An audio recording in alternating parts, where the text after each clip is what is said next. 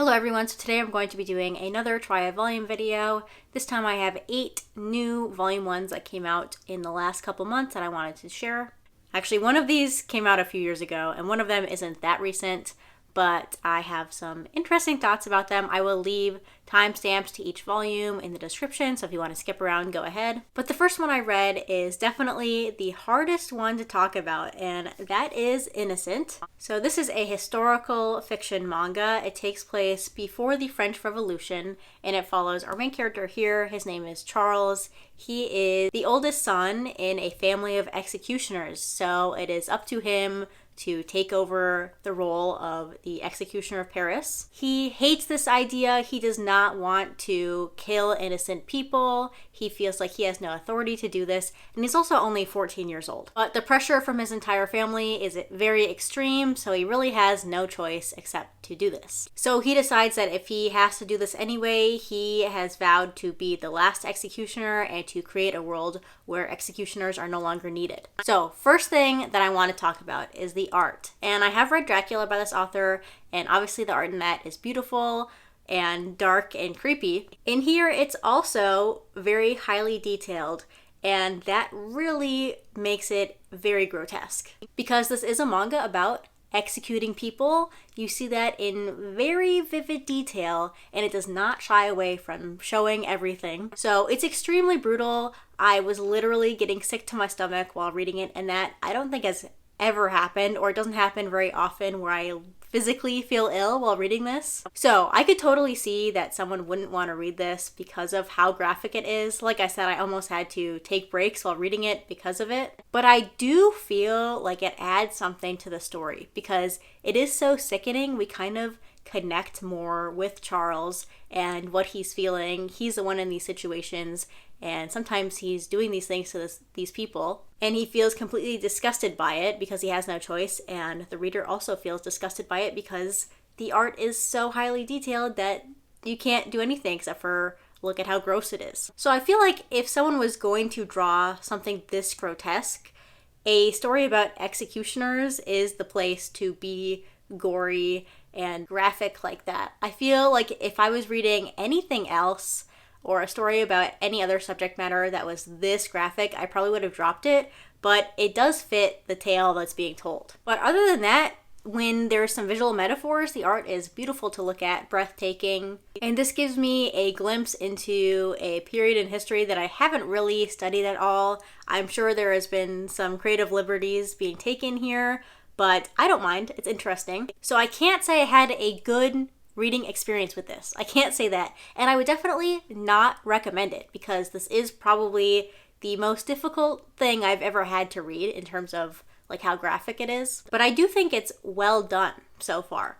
So I don't know. That's a very complicated review of this. I still don't know if I'm going to enjoy the series, but I'm going to continue reading it. I think there will be 2 more of these omnibuses. There's also a sequel series. We'll see if that gets published in English. But yeah, those are my complicated thoughts about this. At this point, I don't know quite what else to say. When the final volume comes out, I'll probably go ahead and finish the series, and I will let you know my full thoughts then.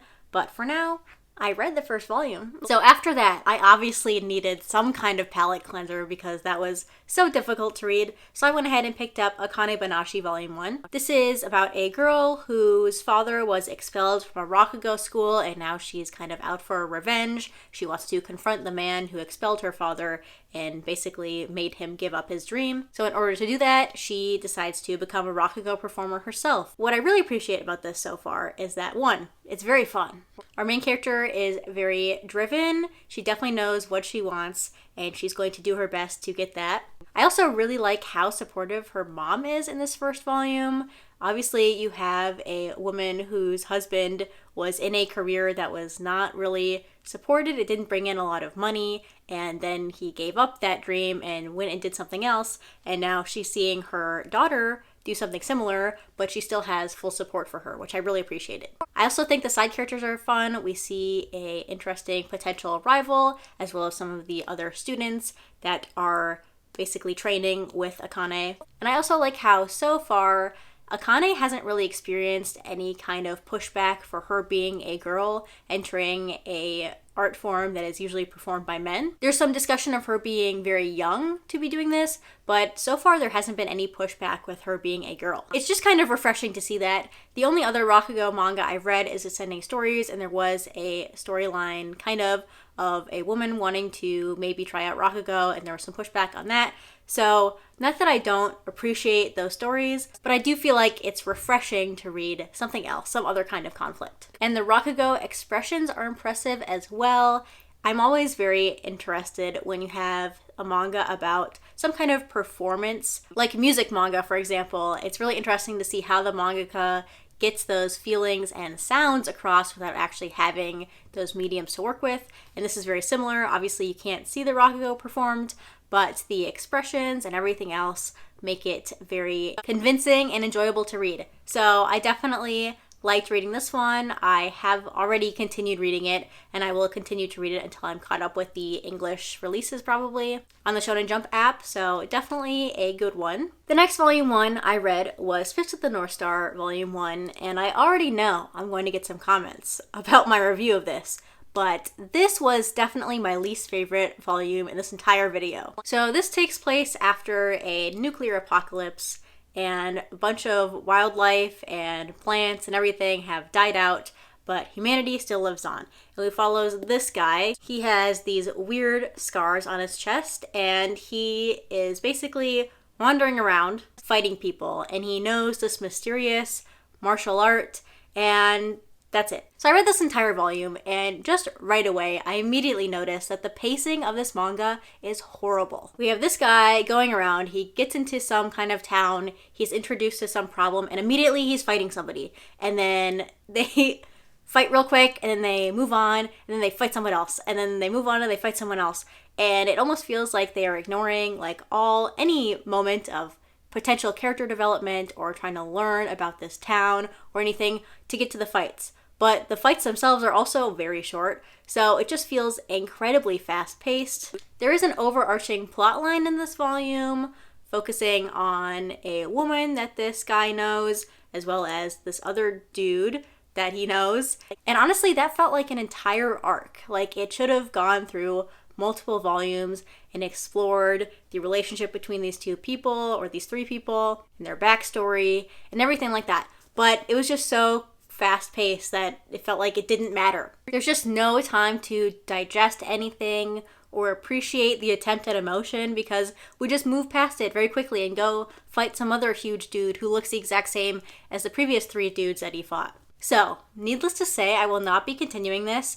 I had absolutely no enjoyment while reading it.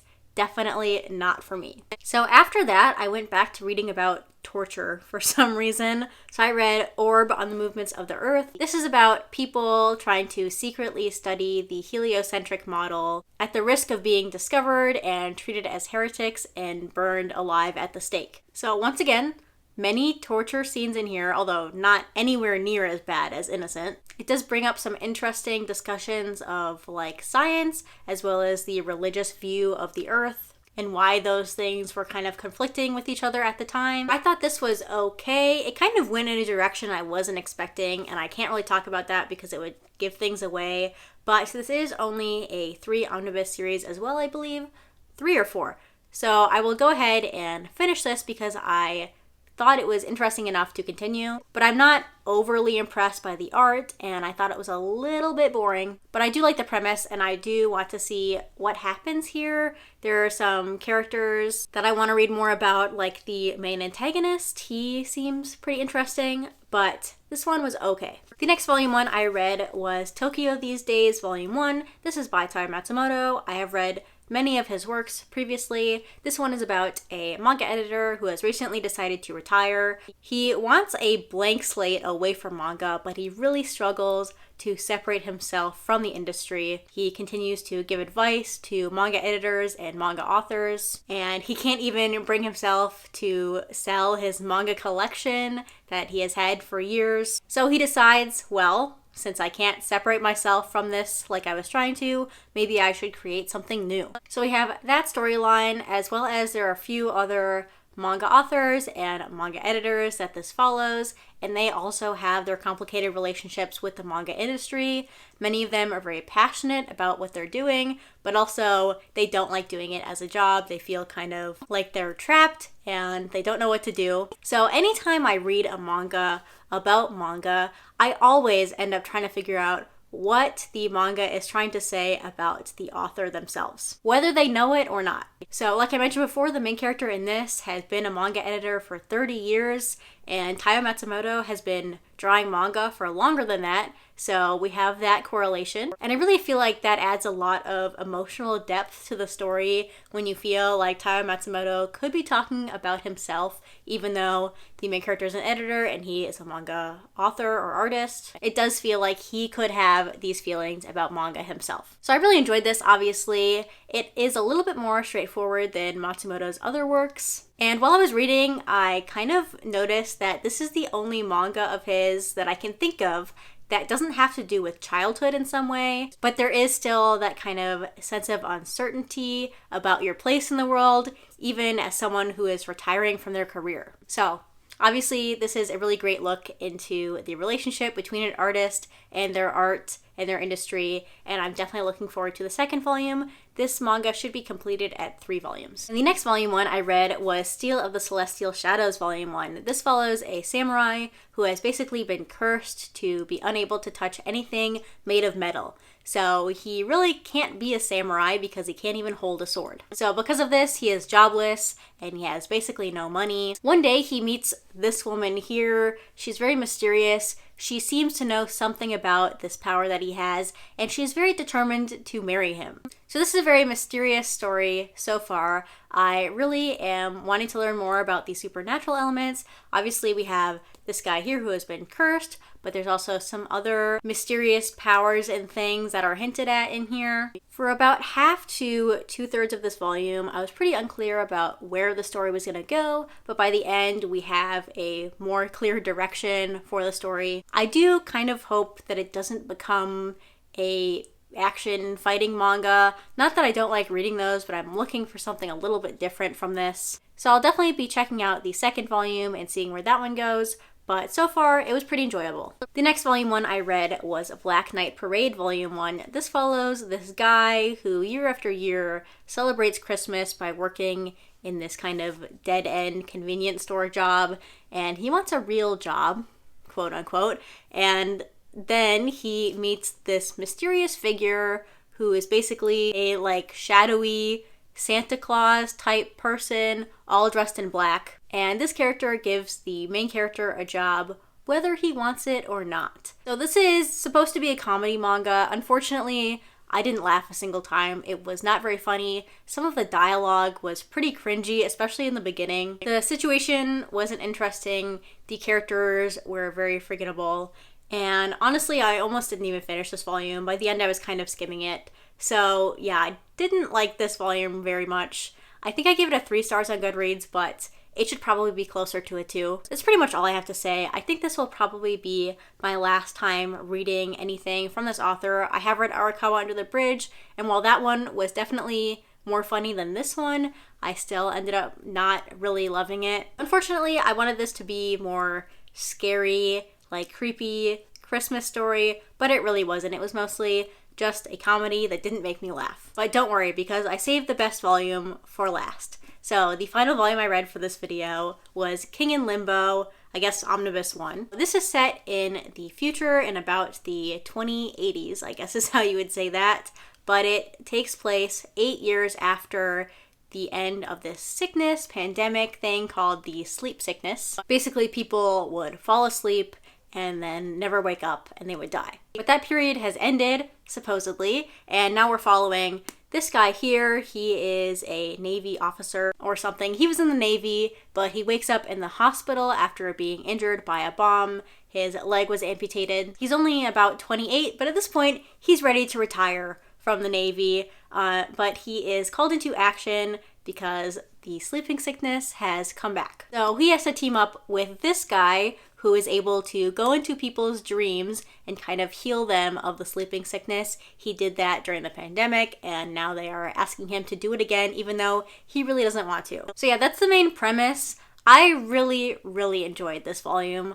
I would give it probably a 9 out of 10. It really reminds me of Otherworld Barbara, not in the like dreamlike atmosphere, but the fact that they are going into people's dreams and interacting with their memories and their thoughts. Apparently, I love that in manga, but I feel like you can explore characters more deeply with this idea because you can kind of see their fears reflected back, their desires, even things that they themselves are not aware of. And of course, both of these main characters have situations and pasts that they themselves are kind of hiding from each other and themselves. I imagine we'll explore more of that later in the next 2 omnibuses. Again, this one is completed at 3 omnibuses. I'm actually a little bit nervous about that because in where we are in the story so far, it feels like 4 more volumes or 2 more omnibuses is not really enough to completely wrap up everything that we've introduced, even in just this first omnibus. Either way, I'm definitely interested in reading more.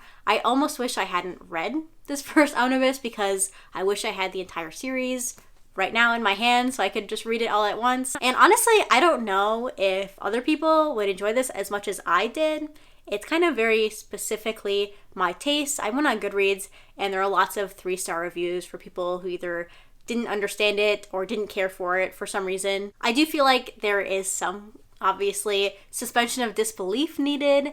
The explanations for some of the situations that we get in are not super clear. I had a lot of fun with it. I forgot to mention this, but this is a josei manga, so I'm always looking to support more josei manga, especially in genres that I enjoy, like this. So yeah, this was my favorite volume that I read this time, and I'm really happy that I picked it up. I just kind of looked into it. I heard it was a sci-fi manga, so I picked it up on a whim. I didn't know much about it, but I had a great time with it. So yeah, those are all the volumes I wanted to talk about in this video. If you've read any of these, please let me know your thoughts on them, even if you enjoyed Fist of the North Star way more than I did. But that's going to be it for this video. Thanks for watching, and I'll see you next time. Bye!